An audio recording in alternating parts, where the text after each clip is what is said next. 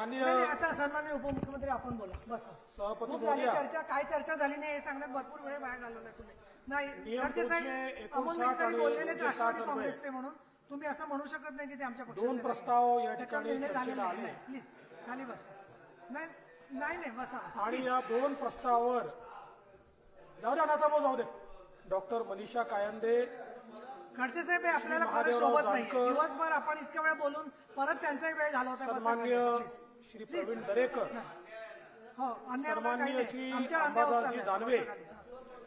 श्री अभिजित वंजारी, श्री एकनाथराव खडसे पाटील, सभासद जे देतात विषय ते आम्ही घेतो. परब, आम्ही मनाने घरून घेत नाही. शशिकांतजी शिंदे, श्री अमोल विटकरी, श्री प्रवीण दटके, श्री निलय नाईक, श्री सुधाकर आडबले व श्री किरण सरनाईक आणि पुन्हा एकदा शेवटी आमचे अभिजित वंजारी यांनी या ठिकाणी चर्चा उपस्थित केली आणि आपलं मत व्यक्त केलं.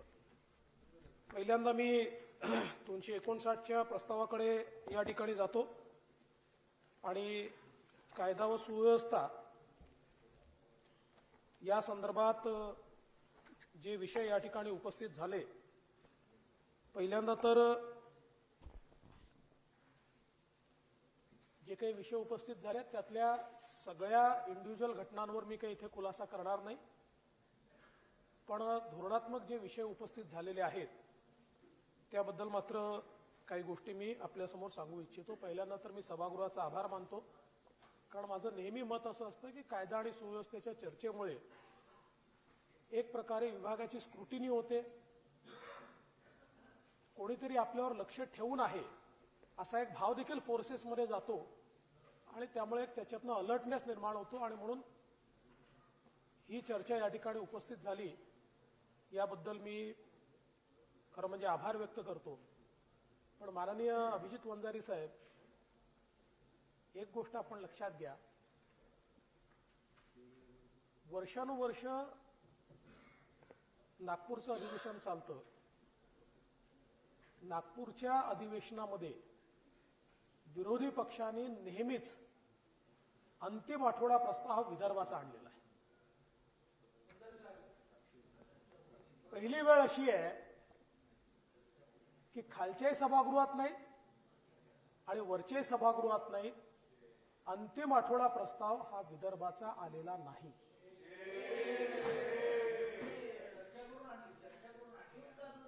असं नसतं. पण ठीक आहे, आता सत्तारूढ पक्षाचा प्रस्ताव आहे त्याच्यावरही आपण दोघेही चर्चा करतोय, पण मुद्दाम अभिजित वंजारी तुमच्या लक्षात हे आणून देतोय की या ठिकाणी आलेलं नाहीये.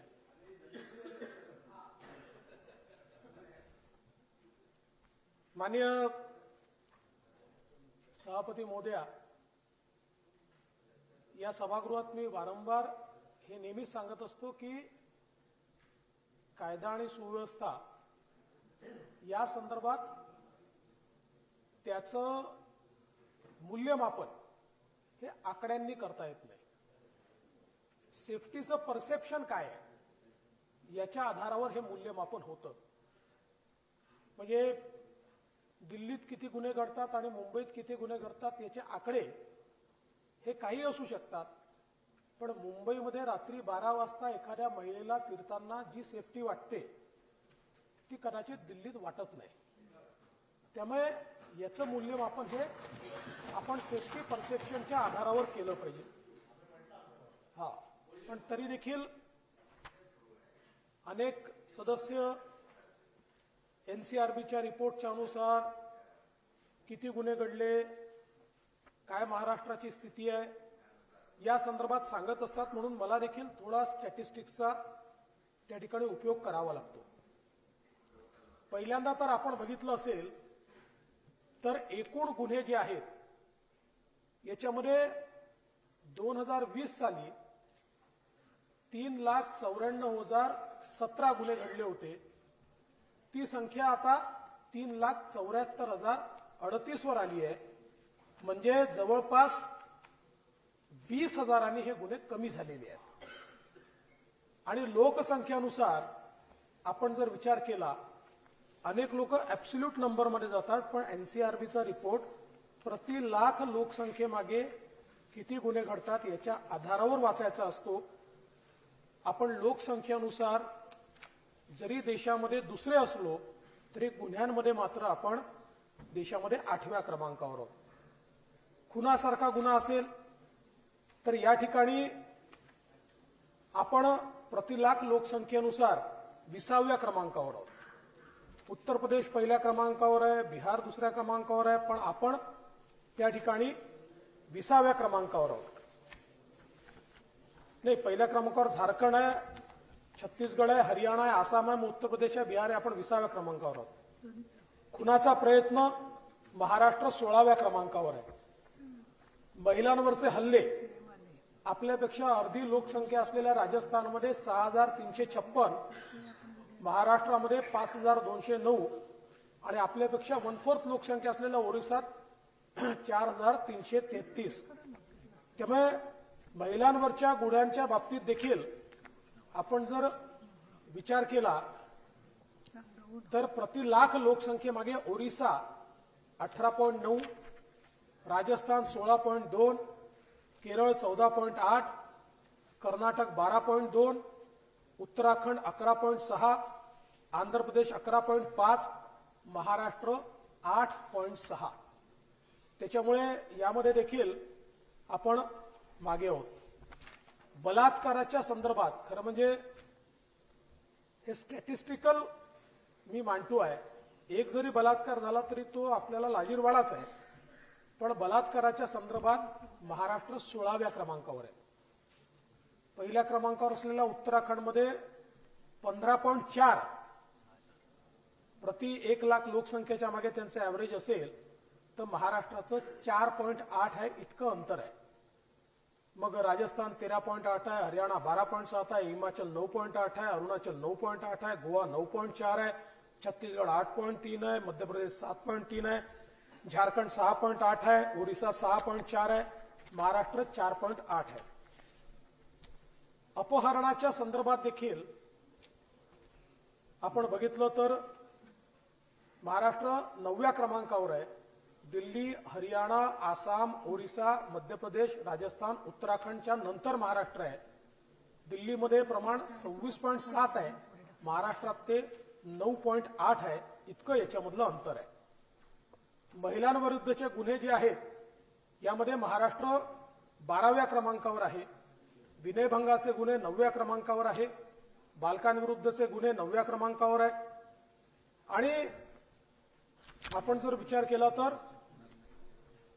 महिला अत्याचाराचे प्रकरण हाताळण्यासाठी 27 विशेष न्यायालय, 86 जलदगती न्यायालय आणि 138 फास्ट ट्रॅक कोर्ट या ठिकाणी आपण तयार केलेले आहेत. अगदी आपण विचार केला तर घरफोडीमध्ये 10वा क्रमांक, चोरीमध्ये 5वा क्रमांक, अनुसूचित जातीविरुद्ध गुन्हे 13वा क्रमांक, अनुसूचित जमातीविरुद्धचे गुन्हे 11वा क्रमांक, आर्थिक गुन्हे 13वा क्रमांक आणि सायबर गुन्हे 4था क्रमांक. म्हणजे आपण कुठल्याही पॅरामीटरनी बघितलं तरी देखील महाराष्ट्र हा खूप गुन्हेगारीकडे वळला आहे, कायदा आणि सुव्यवस्था नाही आहे, अशा प्रकारची परिस्थिती ही महाराष्ट्रामध्ये नाही.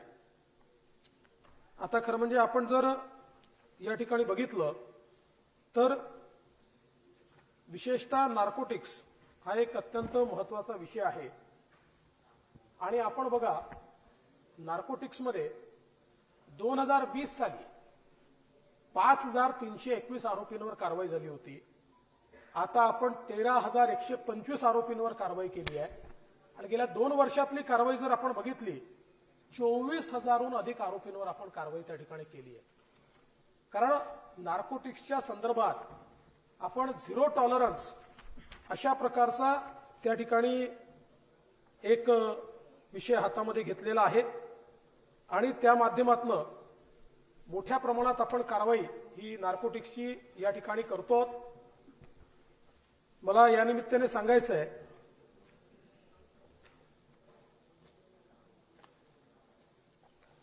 की माझे कागदपत्र लागताना मागे पुढे झालेले आहेत.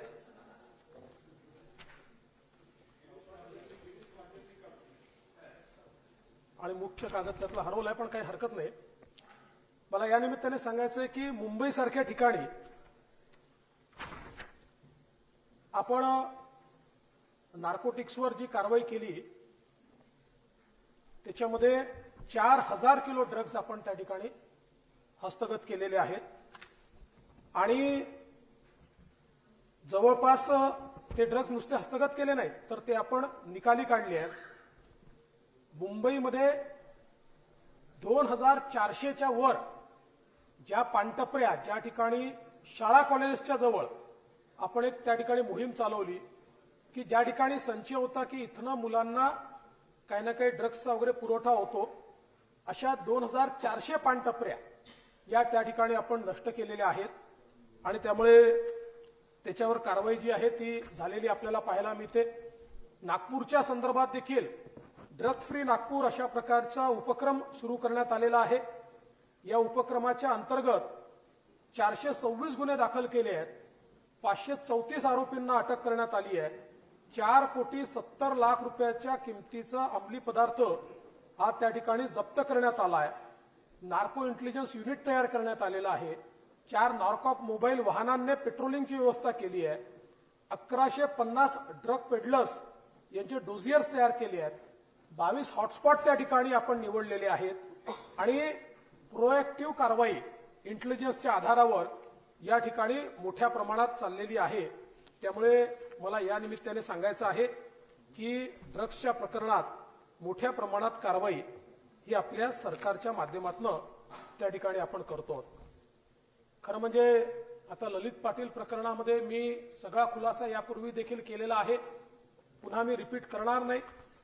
पण एकच गोष्ट सांगतो की हा ललित पाटीलचा किंवा त्याच्या भावाचा कारखाना कधी सुरू झाला माहितीये? हा 2020 साली सुरू झाला. आता आपण मोठ्या प्रमाणात हे कारखाने उद्ध्वस्त करतो. हे जे वेगवेगळ्या प्रकारे युनिट्स आपण उभे केलेले आहेत या युनिट्सच्या माध्यमातून आपण आता अंमली पदार्थांवर या ठिकाणी आळा आणण्याकरता झिरो टॉलरन्स अशा प्रकारची एक मोहीम हातामध्ये घेतली आहे. याकरता क्राईम कॉन्फरन्समध्ये आपण त्या संदर्भात सगळ्या युनिटला सूचना दिल्या आणि जवळपास जानेवारी 23 ते ऑक्टोबर 23 एवढ्या कालावधीमध्ये 10,231 आरोपींना अटक केली आहे. हा रेकॉर्ड आहे. आणि जवळपास या ठिकाणी मोठ्या प्रमाणात ड्रग्ज देखील आपण हे जप्त केलेले आहेत. एक आता नार्को कोऑर्डिनेशन सेंटर एनकॉर्ड स्थापन केलाय. राज्याचे जे मुख्य सचिव आहेत या मुख्य सचिवांना त्याचा प्रमुख केलाय. जिल्ह्यामध्ये जिल्हाधिकाऱ्यांना त्याचा प्रमुख केलाय आणि त्यांनी सगळ्या विभागाचं कोऑर्डिनेशन नार्कोटिक्स विभागाला मदत करण्याकरता करायचं आणि नियमित बैठका घ्यायच्या आणि त्यांच्या बैठका केंद्र सरकार नियमित घेत आहे. या माध्यमातून कोऑर्डिनेशन आपण सुरू केलेलं आहे. आणि म्हणूनच आपण जर बघितलं असेल तर ऑक्टोबर 22च्या तुलनेत ऑक्टोबर 23 मध्ये कारवाया किती वाढल्या? 1167 नवीन कारवाया आपण जास्तीच्या मागच्या वेळेसपेक्षा केल्या आहेत आणि जवळपास जप्तीच्या कारवाया 961 कारवाया वाढलेल्या आहेत. त्यामुळे अंमली पदार्थांवर खूप मोठ्या प्रमाणात आपण त्या ठिकाणी खरं म्हणजे आळा घालण्याचा प्रयत्न हा करतोय हे मला लक्षात आणून दिलं पाहिजे. हुक्का पार्लरवर देखील आपण कारवाई केली आहे. नाही, अजून कडक कारवाई करण्याचे आपण निर्देश देऊ. कारण आपलं म्हणणं खरं आहे की हुक्का पार्लर ही अशी जागा आहे की हुक्का पार्लरच्या नावाखाली त्या ठिकाणी वेगवेगळ्या गोष्टी घडतात. त्यामुळे त्याच्यावरही कडक कारवाई आपण करू. एक अजून गोष्ट मला या निमित्तानं लक्षात आणून द्यायची आहे की पोलिसांचे पद मोठ्या प्रमाणात रिक्त होते. 23,000 पोलिसांची भरती आपण केलेली आहे. हा देखील एक रेकॉर्ड आहे. आणि एवढे पोलीस भरती झाल्यानंतर त्यांच्या प्रशिक्षणाची व्यवस्था देखील मोठ्या प्रमाणात करावी लागते. तीही दुपटीने आपण वाढवलेली आहे. आणि सगळ्यात महत्वाचं आपण वर्षानुवर्ष या ठिकाणी सांगतो की 1976 पासून पोलिसांचा आकृतीबंध नाही. 76च्या लोकसंख्येकरता जो पोलिसांचा आकृतीबंध होता तो आता आपण 2023 मध्ये रिवाईज केलाय. आता 76चा आकृतीबंध नाही, 2023चा आकृतीबंध चालेल. त्यामुळे लोकसंख्येच्या अनुरूप किती पोलीस स्टेशन असले पाहिजे, 2 पोलीस स्टेशनमध्ये काय अंतर असलं पाहिजे, प्रत्येक पोलीस स्टेशनमध्ये किती युनिट असले पाहिजे, त्याच्यामध्ये किती पोलीसचे अधिकारी आणि कर्मचारी असले पाहिजेत, असे सगळे नवीन निकष आणि नियम हे आपण या ठिकाणी तयार केलेले आहेत आणि त्यातनं मोठ्या प्रमाणात आपण कारवाई करण्याचा प्रयत्न करतोय. एक खरं म्हणजे सातत्याने ज्या महिला आणि मुलींच्या संदर्भात हरवलेल्या किंवा अपहरण झालेल्या असा एक विषय सातत्याने समोर येतो. खरं म्हणजे कुठलीही मुलगी हरवली तरी आपण अपहरणाची केसेस दाखल करतो. सुप्रीम कोर्टाचे तसे आदेश आहेत. महाराष्ट्रात दरवर्षी सरासरी 4,000 मुली आणि 64,000 महिला बेपत्ता होतात. पण त्या सापडतातही. अगदी महाविकास आघाडीचं सरकार होतं 2020 मध्ये 4,517 मुली आणि 63,252 महिला बेपत्ता झाल्या होत्या. 21 मध्ये 4,000 मुली आणि 60,435 महिला बेपत्ता झाल्या होत्या. खरं म्हणजे ते कोविडची वर्ष होती तरी देखील एवढ्या बेपत्ता झाल्या होत्या, म्हणजे लॉकडाऊनच्या वर्षांमध्ये देखील. पण आपण जर बघितलं तर बेपत्ता मुलींच्या प्रकरणात 90% डिटेक्शन आहे आपलं आणि महिलांच्या बाबतीत 86% आपलं डिटेक्शन आहे. आणि हे नंतर वाढत जातं, कारण 6 महिन्यांनी, वर्षभरानी, 1.5 वर्षांनी आपण हे स्टॅटिस्टिक्स एका वर्षाचं देतो. पण या वर्षातले काही पुढच्या वर्षी सापडतात, काही त्याच्या पुढच्या वर्षी सापडतात. त्यामुळे आपण जर बघितलं पश्चिम बंगाल असेल, बिहार असेल, दिल्ली असेल, या सगळ्या ठिकाणी लोकसंख्या आपल्यापेक्षा कमी असूनही या ठिकाणी त्यांचं प्रमाण हे आपल्यापेक्षा कितीतरी जास्त आहे, हे मला या निमित्ताने आपल्या समोर आणायचं आहे. अनेक वेळा चर्चांमध्ये उल्लेख होतो, नागपूरचा उल्लेख होतो. म्हणून नागपूरच्या संदर्भात या निमित्ताने मला सांगायचं आहे की खरं म्हणजे अगदी मुली बेपत्ता झाल्याचा जर विषय असेल तर माहे ऑक्टोबर पर्यंत 338 मुली बेपत्ता असल्याची प्रकरणं पोलीस स्टेशनला त्या ठिकाणी नोंदवली गेली. त्या 338 पैकी 326 मुलींचा शोध लागलेला आहे. आता फक्त 12 मुलींचा शोध लावायचा आहे की जो गेल्या 2 महिन्यातले आहेत आणि त्यांचाही शोध त्या ठिकाणी लागेल असा मला निश्चितपणे विश्वास आहे.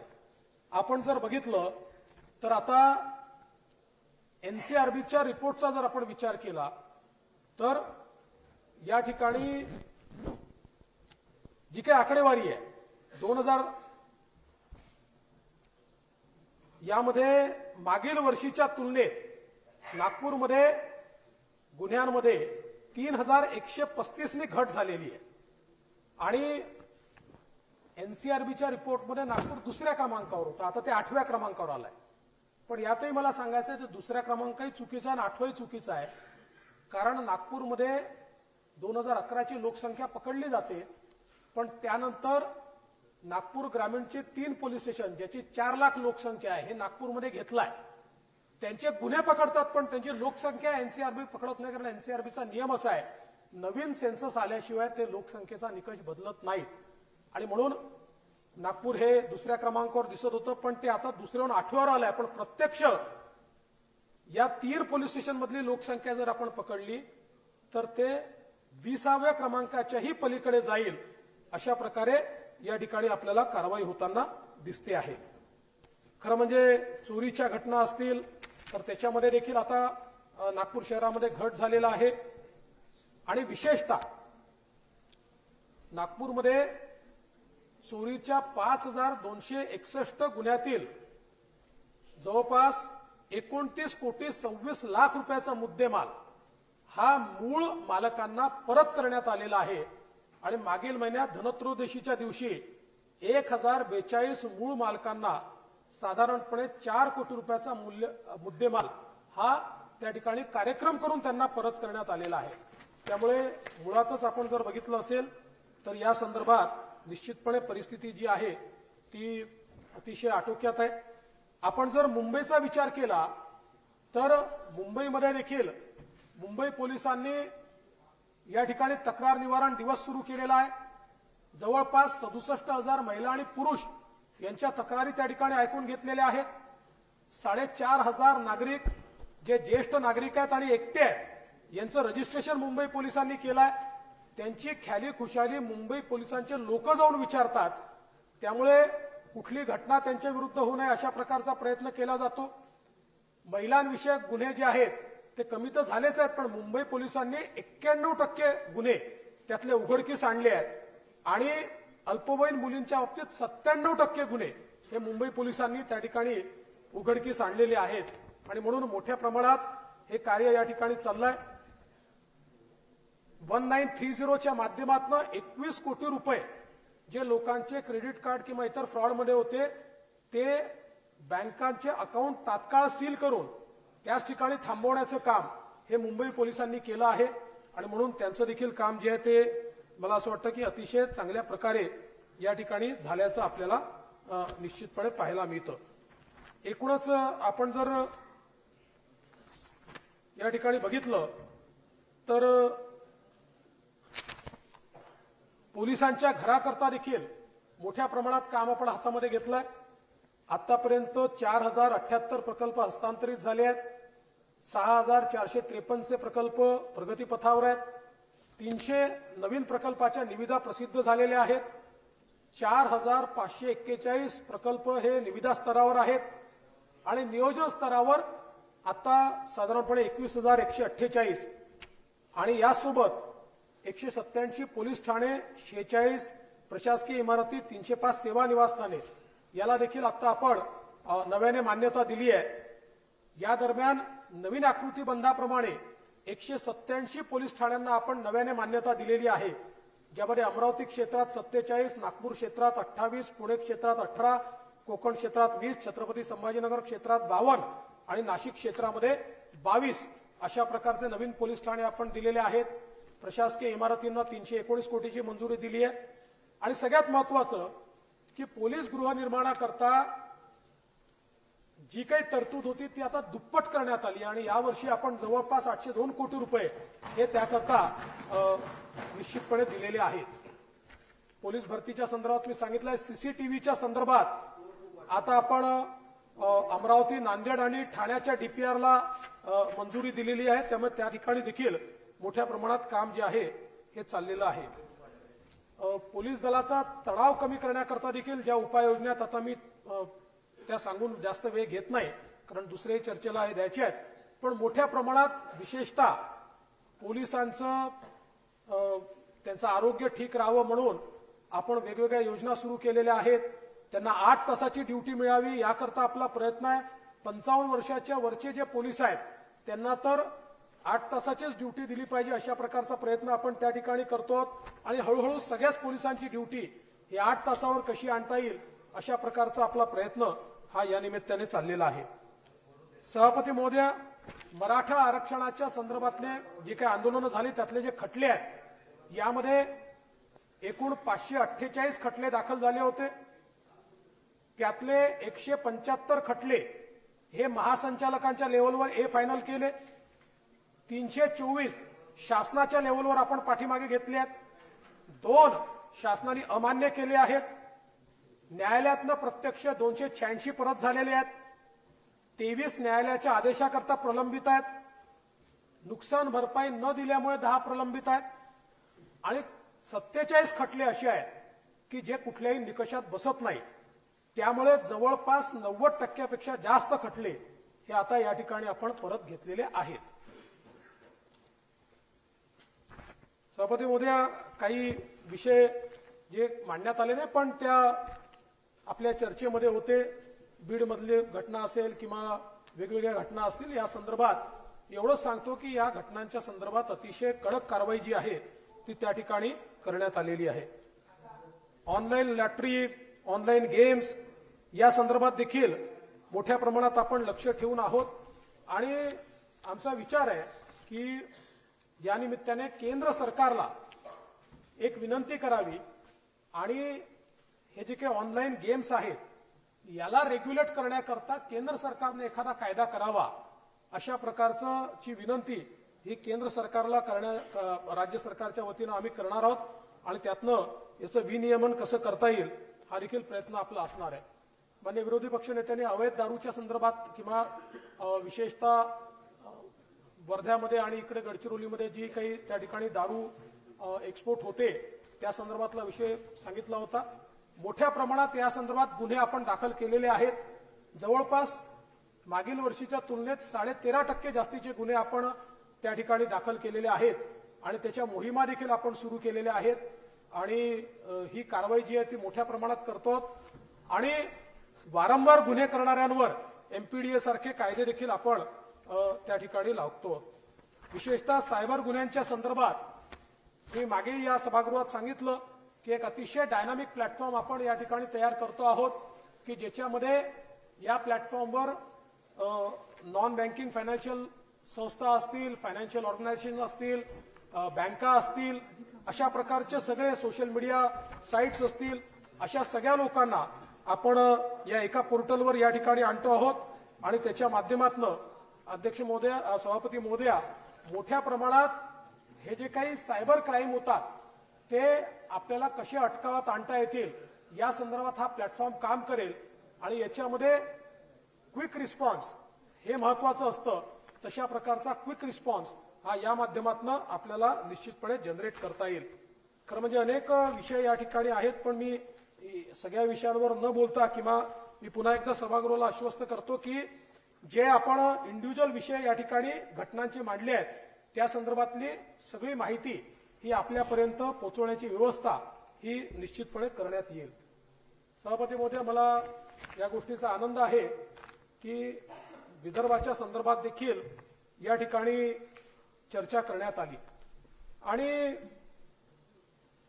ही गोष्ट खरी आहे की आपण हे अधिवेशन या ठिकाणी घेत असताना नागपूर करारामुळे अधिवेशन या ठिकाणी होत आहे. खरं म्हणजे आता अधिवेशन किती दिवस होत आहे, काय होत आहे या संदर्भात मी टिप्पणी करणार नाही, पण मी देखील बोर्ड बघितले. काही लोकांनी सांगितलं 10 दिवस अधिवेशन, 11 दिवस अधिवेशन. मला एवढंच लक्षात आणून द्यायचं आहे की मध्यंतरी जेव्हा एक सरकार होतं त्या सरकारने तर नागपूरला अधिवेशनच घेतलं नाही, अधिवेशनच नाही घेतलं. त्याच्यामुळे मुळात अधिवेशन अधिक काळ झालं पाहिजे याबद्दल कोणाचं दुमत नाहीच आहे.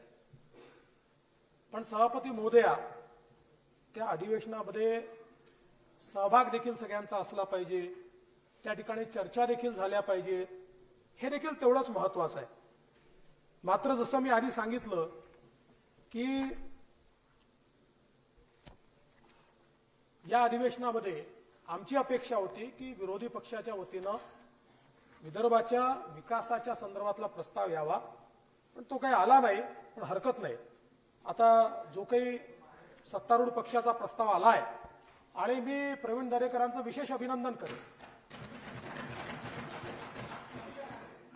आणि मनीषाताईंचंही विशेष अभिनंदन करेन.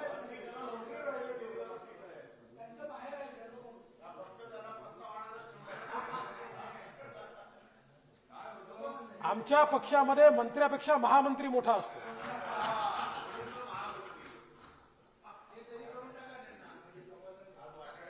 आणि एक लक्षात ठेवा, नाही असं नाही, आणि एक लक्षात ठेवा, आमच्याकडे कोण मुख्यमंत्री होईल त्यामुळे सगळ्यांनी आशा ठेवायची, हर एक के अच्छे दिन आएंगे. गिरीश भाऊ म्हणतात सिनियर लोकांचा स्कोप थोडा कमी केला आहे.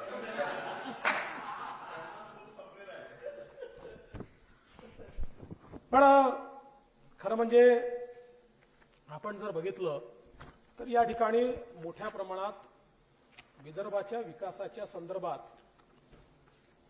आज आपण या ठिकाणी चर्चा केली आणि ही चर्चा करत असताना विशेषतः विदर्भाचा जो अनुशेष आहे या संदर्भातली चर्चा सातत्याने होते.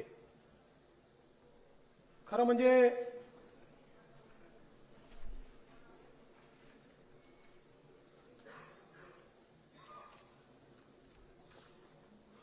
जलसंपदाच्या संदर्भात ही गोष्ट खरी आहे की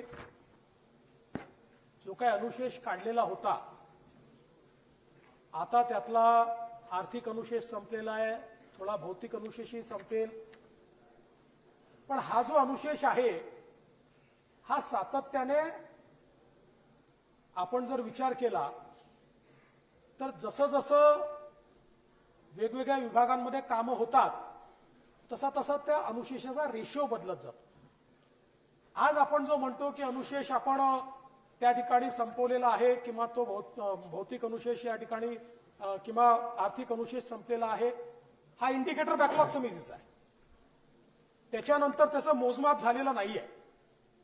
त्यामुळे प्रामुख्याने विदर्भातले जे काही प्रकल्प आहेत हे प्रकल्प वेगानं पूर्ण व्हावेत याकरता मागच्या काळामध्ये देखील आपण मोठ्या प्रमाणात काम चालू केलं आणि मी विशेषतः देशाचे पंतप्रधान माननीय नरेंद्र मोदीजी यांचे आभार मानतो की मोदीजींनी ज्यावेळेस मी त्यांच्याकडे गेलो आणि हा सगळा विदर्भाचा मुद्दा मांडला, मोदीजींनी फक्त महाराष्ट्राकरता ज्याच्यामध्ये 80% विदर्भाचे प्रोजेक्ट आणि 20% बाकीचे प्रोजेक्ट आहेत, बळीराजा जलसंजीवनी योजना सुरू केली. ही योजना इतर कुठल्याही राज्याला मिळाली नाही. म्हणजे नेहमी केंद्राच्या योजना असतात त्या इतर राज्यांकरता असतात, पण ही योजना एकच योजना अशी आहे की जी केवळ विदर्भाकरता आहे आणि या योजनेच्या अंतर्गत जवळपास 90 प्रोजेक्ट विदर्भातले याला केंद्र सरकारने त्या ठिकाणी निधी देण्याचं कबूल केलं. हा मराठवाड्याची आहे. म्हणजे आपण विदर्भ, मराठवाडा आणि पश्चिम महाराष्ट्रातले काही प्रोजेक्ट घेतले, त्याच्यामध्ये दुष्काळी आणि आत्महत्याग्रस्त असा निकष ठेवला आणि माननीय पंतप्रधानांकडे गेलो आणि त्यांनी त्याला मान्यता दिली. आज आपण पाहू शकतो की अगदी नुकताच, म्हणजे मी जुन्या याच्यात जात नाही, पण आता जुलै 2022 म्हणजे हे सरकार आल्यानंतर काय घडलंय, त्याच्या आधीचं तर मी सांगितलं तर खूप आहे. 5 वर्ष जेव्हा मी मुख्यमंत्री होतो तेव्हा विदर्भ हा फोकसमध्येच होता आमच्या, त्याच्यामुळे अनेक गोष्टी झाल्या.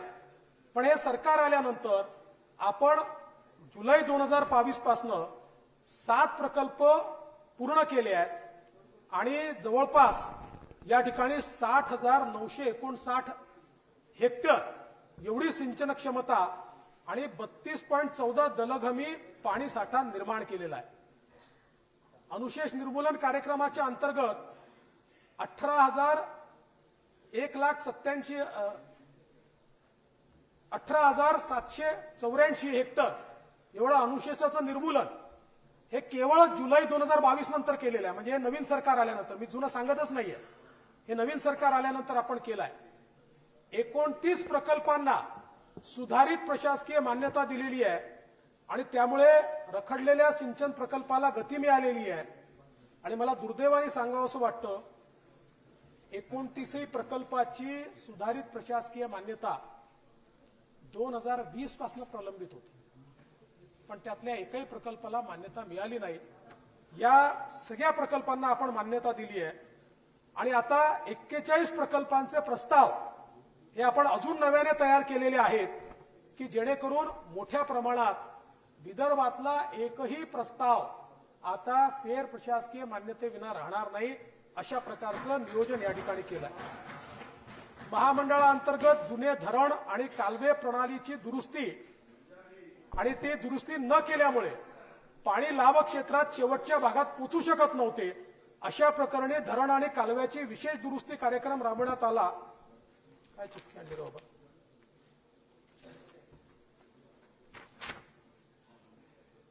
आणि एकूण अशा 7 कामांना प्रशासकीय मान्यता दिली आहे. त्यासोबत मामा तलावांचं पुनरुज्जीवन या संदर्भात मोठ्या प्रमाणात आपण गेल्या 1.5 वर्षामध्ये हातामध्ये घेतलं, त्याचं काम चालू आहे. चंद्रपूर जिल्ह्यात 2, गडचिरोली जिल्ह्यात 2 अशा एकूण 4 उपसा सिंचन योजनेला आपण माहे नोव्हेंबर 2023 ला मान्यता दिली आहे. या 4 उपसा सिंचन योजनेमुळे जवळपास या 2 क्षेत्रातल्या आणि विशेषतः आदिवासी क्षेत्रातल्या 2 जिल्ह्यांच्या 8,839 हेक्टर हे अतिरिक्त सिंचन क्षमता त्याच्यामध्ये तयार होणार आहे. PMKSY मध्ये आपण 3 आणि बळीराजा जलसंजीवनीमध्ये 7 असे प्रकल्प मार्च 2024 पर्यंत आपण ते पूर्ण करतो आहोत. त्याला पूर्ण निधी हा आपण आता उपलब्ध करून दिलेला आहे. एकूण 187 पाणी वापर संस्था या कार्यान्वित केल्या आहेत आणि जवळपास 62,384 हेक्टर लाभक्षेत्र पाणी वाटप संस्थांना आपण हस्तांतरित केलेलं आहे. सिंचनाचं अभाव असलेल्या सगळ्या अमरावती प्रदेशातील वाशिम जिल्ह्यातील घोटा शिवणी, बोरवा आणि 70 सावंगा या 3 बॅरेज प्रकल्पांना आपण 17/11/2023 ला मान्यता दिलेली आहे. आणि या तिन्ही बॅरेज प्रकल्पांमुळे मगाशी वाशिम जिल्ह्याच्या संदर्भात कोणीतरी बोलत होतं.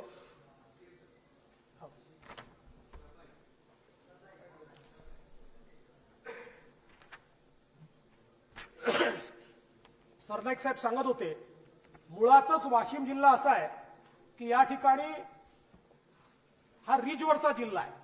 त्याच्यामुळे या ठिकाणी मोठी धरणं होऊ शकत नाही. या ठिकाणी बॅरेजेस होऊ शकतात आणि म्हणून या बॅरेजेसला देखील आपण मान्यता दिलेली आहे. त्याचेही काम आपण या ठिकाणी सुरू करतो आहोत. यासोबत वैनगंगा नळगंगा नदीजोड प्रकल्प जो विदर्भातले 6 जिल्हे 15 तालुके यातल्या 3,71,000 हेक्टर क्षेत्रास लाभ देणारा प्रकल्प आहे. हा खरं म्हणजे 88,275 कोटी रुपयाचा प्रकल्प आहे, जो विदर्भात मोठी क्रांती घडवणार आहे. मागच्या काळात ज्यावेळेस मी मुख्यमंत्री होतो त्यावेळी आपण हा प्रकल्प तयार केला, त्याला जलमंडळाची मान्यता घेतली, त्याला जल आराखड्याचा भाग केलं, त्याच्या सगळ्या परवानग्या घेतल्या. दुर्दैवाने मधल्या 2.5 वर्षामध्ये या प्रकल्पाची फाईलच हलली नाही. मात्र नवीन सरकार आल्यानंतर आम्ही त्याला मान्यता घेतली, सगळ्या फॉर्मॅलिटी पूर्ण केल्या, MWRRA कडे गेलो. MWRRAने सांगितलं की डिपेंडेबिलिटी ही 67% याची तुम्ही केली पाहिजे. आम्ही 70% दाखवली होती, पण ती 67% केली पाहिजे. त्यांनी जो आराखडा केला आणि 67% केली तरी आपल्याला तेवढंच पाणी मिळतं.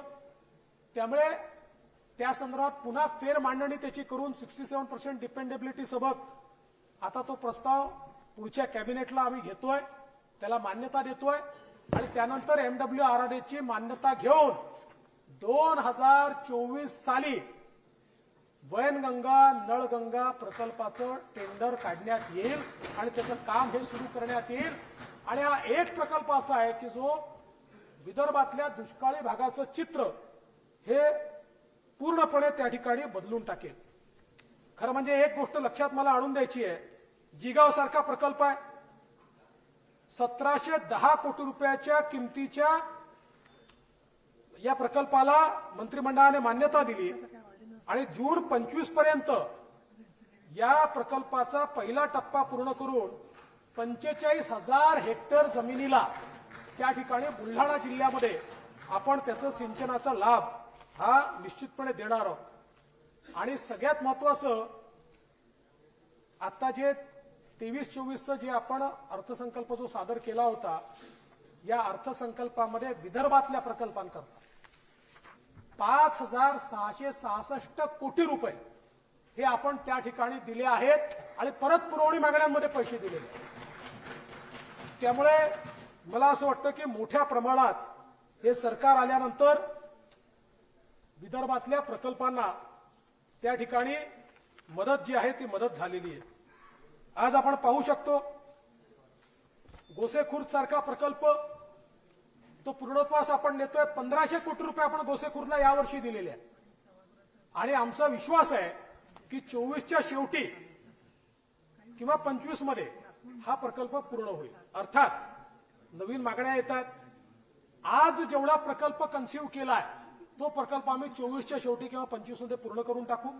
नवीन मागण्या आल्या तर कदाचित त्याला जास्तीचा वेळ लागेल, पण प्रकल्प पूर्ण करण्याकरता आता कुठलीही त्याच्यामध्ये पैशाची कमतरता नाहीये. एकूण जर आपण विचार केला तर मी मगाशी बळीराजाचं सांगितलं, 92 प्रकल्पापैकी 24 प्रकल्प यावर्षी आपण पूर्ण करणार आहोत.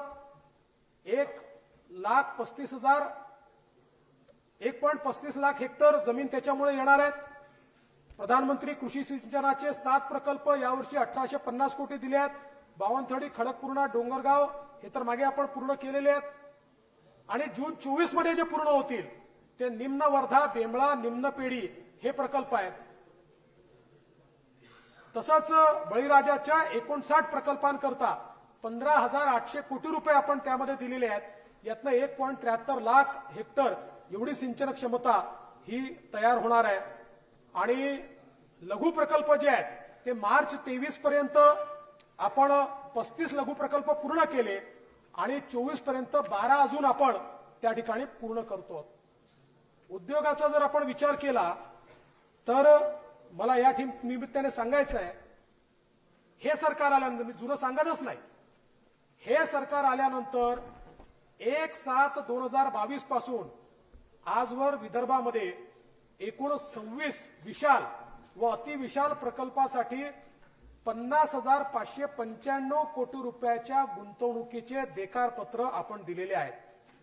यामध्ये मोठ्या प्रमाणात रोजगार निर्मिती होते आहे आणि यापैकी आपल्याला कल्पना आहे की गडचिरोली जिल्ह्यामध्ये लॉयड स्टीलचा जो प्रकल्प आहे त्याच्यामध्ये 21,220 कोटी रुपये एवढी गुंतवणूक त्या ठिकाणी येते आहे. मला या गोष्टीचा आनंद आहे की गडचिरोलीमध्ये कोनसरीला आम्ही ज्यावेळेस पहिला लोह खनिजवर आधारित लोह प्रकल्प दिला आणि त्याला जागा दिली त्यावेळी अनेक लोक शंका व्यक्त करत होते, हे होऊ शकत नाही. मी स्वतः त्यात लक्ष घातलं. आमचे शिंदे साहेब पालकमंत्री तिकडचे होते, मग मी पालकमंत्री झालो, ते मुख्यमंत्री झाले. सुधीर भाऊंनी स्वतः त्या ठिकाणी लक्ष घातलं आणि मला अतिशय आनंद आहे की कोनसरीच्या प्रकल्पाचा पहिला टप्पा पूर्ण झालाय, त्याचं लवकर उद्घाटन होत आहे आणि आता दुसऱ्या टप्प्याची 15,000 कोटीची इन्व्हेस्टमेंट ही त्या ठिकाणी येते. आणि जे मी 2016-17 साली सांगितलं होतं की the next steel city of India will be Gadchiroli, आज ते स्वप्न पूर्ण होताना दिसत आहे. इतक्या मोठ्या प्रमाणात त्या इन्व्हेस्टमेंट हे सरकार आल्यानंतर त्या ठिकाणी आपल्याला होताना दिसत आहेत. आणि मी तुम्हाला सांगतो की पुढच्या काळामध्ये जर योग्य प्रकारे त्या ठिकाणी कारवाई केली, एकटा गडचिरोली जिल्हा या राज्यामध्ये 50,000 कोटी रुपयाचा महसूल देऊ शकेल, एवढं पोटेन्शियल या गडचिरोली जिल्ह्यामध्ये आहे. आणि त्या संदर्भातलं प्लॅनिंग आता गडचिरोलीचं हे आम्ही सुरू केलेलं आहे. आणि मला विश्वास आहे केंद्र सरकारला आता आम्ही अजून 5 खाणी मागितलेल्या आहेत, त्या केंद्र सरकारने आम्हाला दिल्या तर एमडीए मॉडेलच्या माध्यमातून जसं ओरिसाचं चित्र बदललं तसंच गडचिरोलीचं विदर्भातलं चित्र.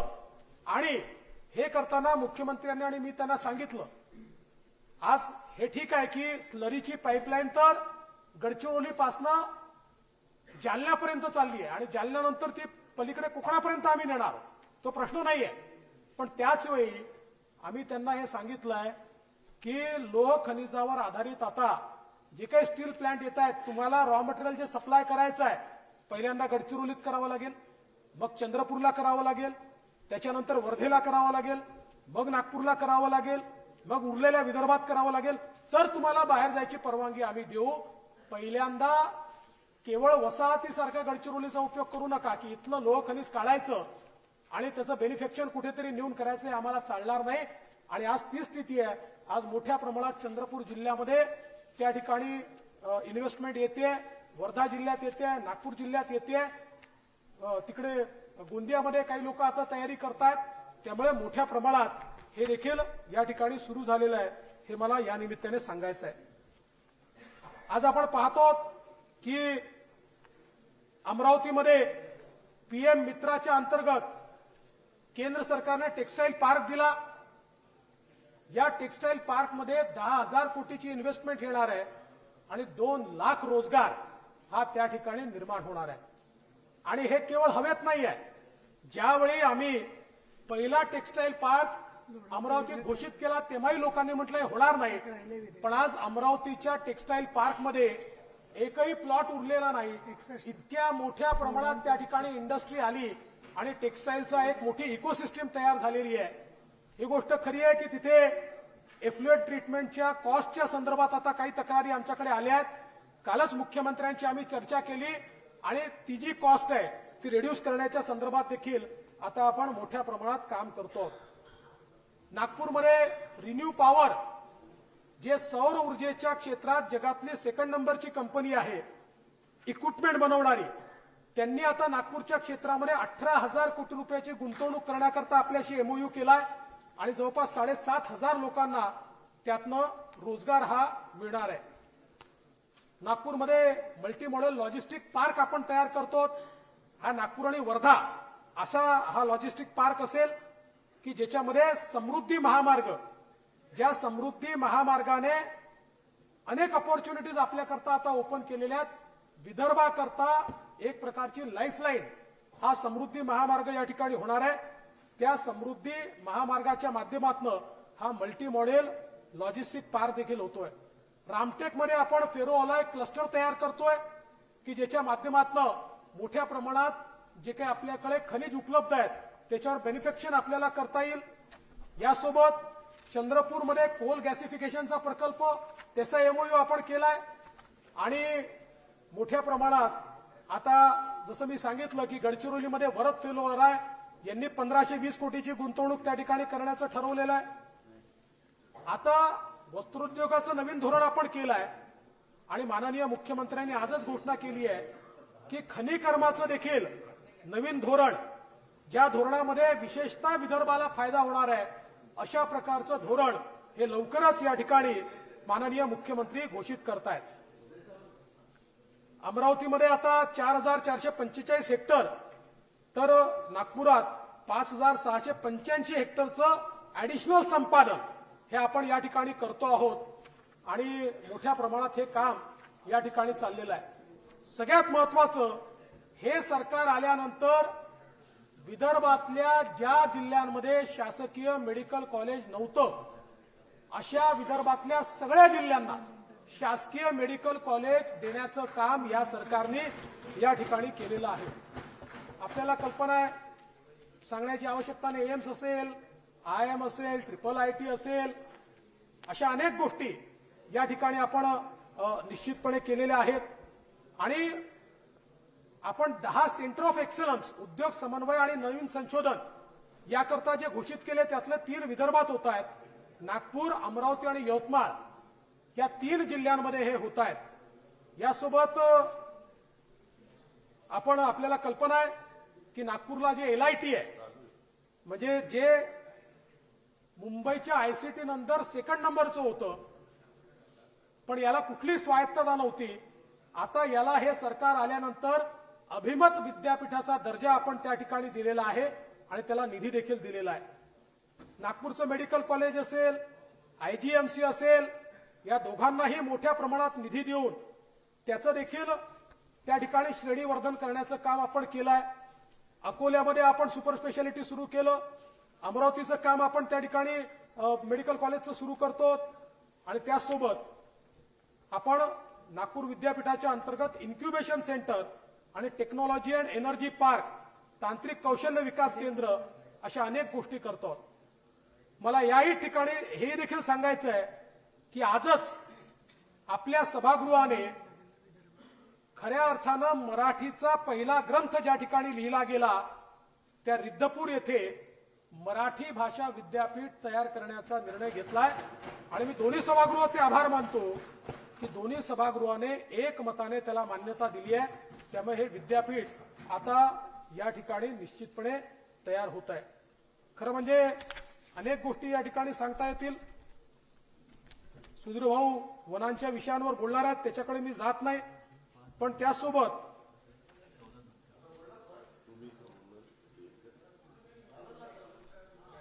सीएम साहेबांनी काही महत्वाच्या घोषणा या ठिकाणी केलेल्या आहेत. विशेषतः स्वर्गीय वसंतराव नाईक शेती स्वावलंबी मिशनला मजबूत करण्यासाठी आता पावलं उचलली आहेत आणि त्याचा जो टास्क फोर्स आहे तो बळकट करण्याचा निर्णय हा या ठिकाणी घेण्यात आलाय. नवं खनिज धोरण जे आहे ते आता अंतिम टप्प्यात आहे. मी मगाशीच सांगितलं, विदर्भातल्या 11 जिल्ह्यांमध्ये 2517 मेगावॅट पवन ऊर्जा प्रकल्प उभारणीचं काम आपण आता त्या ठिकाणी सुरू करणार आहोत. समृद्धी महामार्गामुळे विदर्भ आणि मराठवाडा असे 3 टुरिझम सर्किट हे देखील आपण त्या ठिकाणी तयार करणार आहोत. आणि आपल्याला कल्पना आहे की आंभोऱ्याला देखील एक अतिशय चांगला प्रकल्प आपण त्या ठिकाणी माननीय मुख्यमंत्र्यांनी त्याला मान्यता दिली आणि जवळपास 349 कोटी रुपयाचा प्रकल्प. आणि मी दाव्याने सांगतो हा प्रकल्प असा आहे की जो प्रकल्प जलपर्यटनाच्या नकाशावर विदर्भाला, भंडारा जिल्ह्याला, नागपूर जिल्ह्याला आणेल अशा प्रकारचा अतिशय अप्रतिम असा प्रकल्प हा या सरकारने या ठिकाणी मंजूर केलाय. सिंदखेड राजा येथील राजमाता जिजाऊ जन्मस्थळाच्या विकासाकरता आपण निधी उपलब्ध करून दिलाय. लोणार सरोवर पर्यटन विकासाकरता 91 कोटी रुपये दिले आहेत. गोसीखुर्द येथे जागतिक दर्जाच्या जलपर्यटनाचं मी त्या ठिकाणी सांगितलं. त्यासोबत या ठिकाणी विदर्भ आणि मराठवाड्यात कापूस आणि सोयाबीन याच्या मूल्य साखळ्या विकसित करण्यात आल्या आहेत. चालू वर्षी 520 कोटी रुपयाचा कार्यक्रम या ठिकाणी आपण कापूस आणि सोयाबीनच्या मूल्य साखळी या विकसित करण्याकरता या ठिकाणी करतो. यापैकी 238 कोटी हे कापसासाठी आणि 291 कोटी तेलबिया आणि सोयाबीनसाठी या ठिकाणी देण्यात आले आहेत. त्याचबरोबर कापसासाठी 500 आणि सोयाबीनसाठी 270 शेतकरी उत्पादक संस्था कंपन्या या आपण या ठिकाणी स्थापन करतो. आपल्याला कल्पना आहे की नानाजी देशमुख कृषी समृद्धी प्रकल्प ज्याचा पहिला टप्पा आपण पूर्ण केला. पहिल्या टप्प्यामध्ये पश्चिम विदर्भ आणि मराठवाडा त्यामध्ये होता. पहिल्या टप्प्याचं यश पाहता वर्ल्ड बँकेने स्वतःहून दुसऱ्या टप्प्याला मान्यता दिली. आता या दुसऱ्या टप्प्यामध्ये संपूर्ण विदर्भ आणि संपूर्ण मराठवाडा त्या ठिकाणी आपण घेतलेला आहे आणि 6000 कोटी रुपये या नानाजी देशमुख कृषी समृद्धी प्रकल्पाच्या माध्यमातून आपल्या विदर्भातल्या शेतकऱ्याला त्या ठिकाणी मिळणार आहे. आपल्याला कल्पना आहे की मागील वर्षी आपण 15,000 रुपये हेक्टरी 2 हेक्टरपर्यंत असा धानाला बोनस दिला होता. या वर्षी तो 15,000वरनं 20,000 रुपये आपण केलेला आहे आणि 1400 कोटी रुपये हे धानाच्या शेतकऱ्याला त्या ठिकाणी आपण देतो आहोत. खरं म्हणजे आपण जर बघितलं तर वेगवेगळ्या प्रकारे या ठिकाणी वस्त्रोद्योगाचे जे झोन तयार केले आहेत त्या झोनमध्ये आपण 4 झोन तयार केले आहेत. कापूस उत्पादनाच्या आधारावर हे 4 झोन आहेत आणि तिथल्या वेगवेगळ्या सवलती आपण दिलेल्या आहेत. यातल्या झोन क्रमांक 1 मध्ये विदर्भाला ठेवण्यात आलेला आहे. त्यामुळे विदर्भाला त्याचा मोठा फायदा होताना आपल्याला पाहायला मिळेल. खरं म्हणजे अनेक विषय या ठिकाणी मांडण्यासारखे आहेत, पण मी एवढं सांगू इच्छितो की हे सरकार आल्यापासून या सरकारचं विदर्भाकडे पूर्ण लक्ष आहे. जलसंपदाच्या बाबतीत मोठ्या प्रमाणात आपण मंजुऱ्या दिल्या आहेत, पैसा दिलाय, काम आपण करतो. विदर्भातल्या शेतकऱ्याला या ठिकाणी फायदा झाला पाहिजे अशा प्रकारच्या योजना आपण राबवतो. आता तर आपल्याला कल्पना आहे महाराष्ट्रामध्ये कृषी सौर वाहिनीची योजना आपण सुरू केलेली आहे. मला विश्वास आहे की येत्या 3 वर्षामध्ये विदर्भासहित महाराष्ट्रातल्या शेतकऱ्याला दिवसा 12 तास वीज आपण देऊ शकू अशा प्रकारची व्यवस्था आपण त्या ठिकाणी केली आहे. आणि म्हणून मी मनीषाताई तुमचं आणि प्रवीण भाऊ तुमचं मनापासून अभिनंदन करतो आणि आभार मानतो की तुम्ही विदर्भाची चर्चा या ठिकाणी उपस्थित केली. आणि मला विश्वास आहे इतरही आमच्या विरोधी पक्षांनी देखील चांगले मुद्दे मांडले आहेत. माझ्या बोलण्यात काही मुद्दे कदाचित सुटले असतील, पण चिंता करू नका. भाषणात मुद्दे सुटले तरी मनातनं मुद्दे सुटू शकत नाही, कारण मनात विदर्भच आहे. त्यामुळे काही अडलं असेल तर ते देखील आपण पूर्ण करण्याचा प्रयत्न करू. मी एवढंच बोलतो आणि सुधीर भाऊंना काही झाले तुमचे सगळे उत्तर. त्यामुळे आता सुधीर भाऊचे उत्तर मीच दिलंय असं समजून या प्रस्तावावर मी माझं भाषण संपवतो. धन्यवाद. जय हिंद, जय महाराष्ट्र. अधिवेशनाचं कामकाज जवळजवळ संपत आलेलं आहे, पण राईट टू रिप्लाय आहे.